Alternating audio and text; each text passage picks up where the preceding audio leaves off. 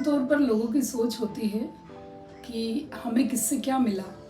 हमें बच्चों ने कुछ नहीं दिया, या बच्चे होते हैं तो माँ बाप से हमें कुछ नहीं मिला, हमारे परिवार ने कुछ नहीं दिया। उसके बाद समाज ने हमें क्या दिया, भगवान ने हमें क्या दिया।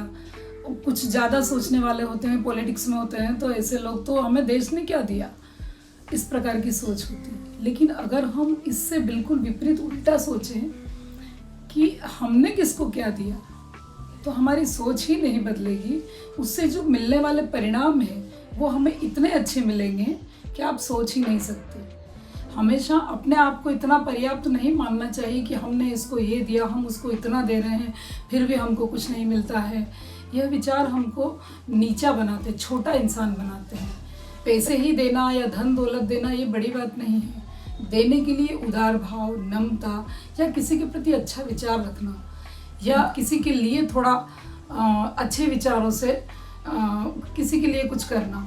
ईश्वर ने हमें बहुत कुछ दिया। जब आध्यात्म की दृष्टि से आप भगवान को देखेंगे कि हमें ईश्वर ने बहुत कुछ दिया है, फिर परिवार के प्रति भी आपका ऐसा उदार भाव होगा तो आपका परिवार सक्षम होगा।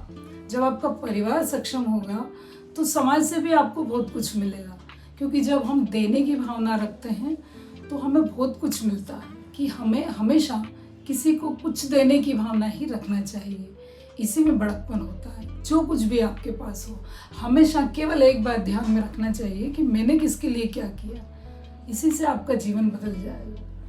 धन्यवाद।